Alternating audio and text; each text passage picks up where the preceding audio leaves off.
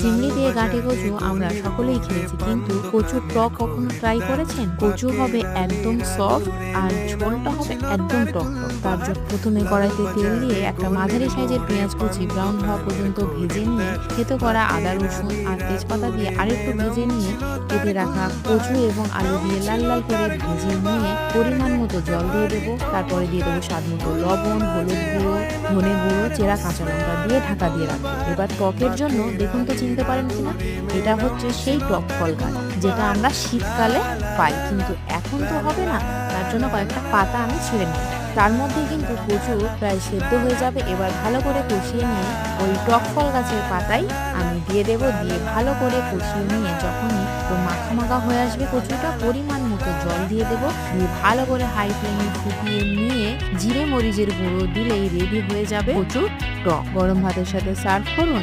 Enjoy.